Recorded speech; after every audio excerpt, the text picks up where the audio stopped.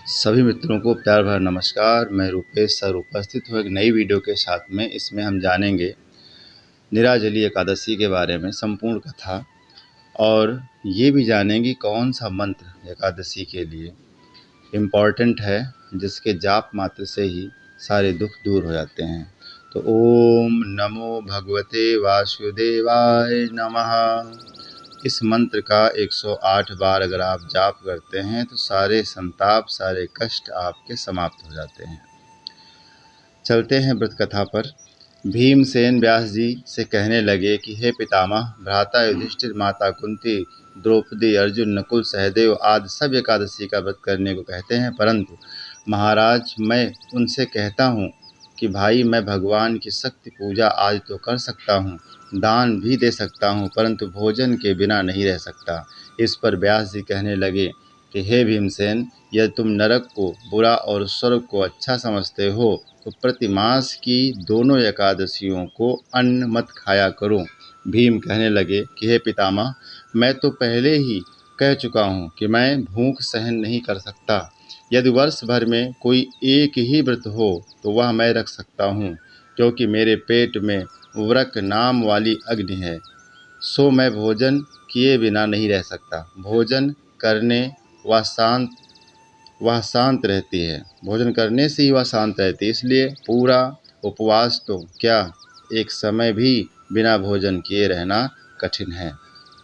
अतः आप मुझे कोई ऐसा व्रत बताइए जो वर्ष में केवल एक बार ही करना पड़े और मुझे स्वर्ग की प्राप्ति हो जाए। श्री व्यास जी कहने लगे कि हे पुत्र, बड़े बड़े ऋषियों ने बहुत शास्त्र आदि बनाए हैं, जिनसे बिना धन के थोड़े परिश्रम से ही स्वर्ग की प्राप्ति हो सकती है। इस प्रकार शास्त्रों में दोनों पक्षों की एकादशी का व्रत मुक्ति के लिए रखा जाता है। व्यास जी के वचन सुनकर भीमसेन नरक में जाने के नाम से भयभीत हो गए और कांप कर कहने लगे कि अब क्या करूं?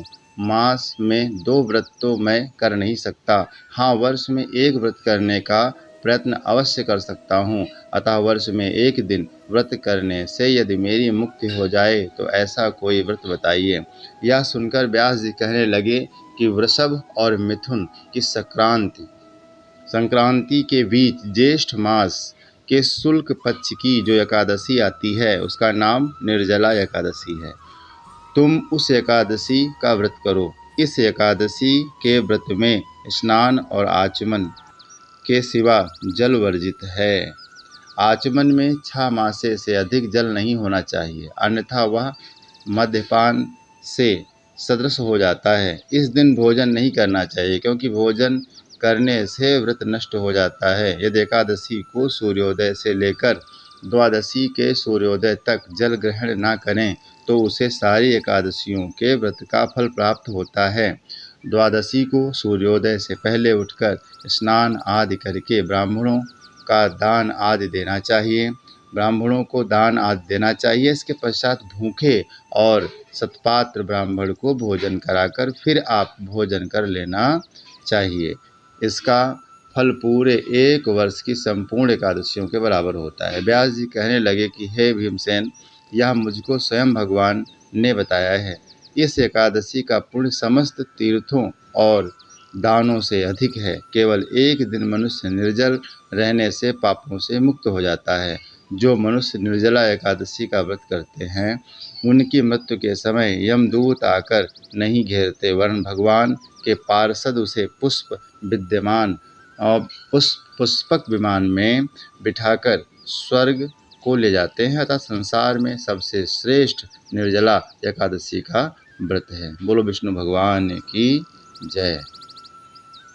मित्रों, अगर मेरी यह वीडियो आपको पसंद आई है तो ज़्यादा से ज़्यादा लोगों को शेयर करें। अगर चैनल को सब्सक्राइब नहीं किया है तो प्लीज़ सब्सक्राइब करना ना भूलें। Thank you.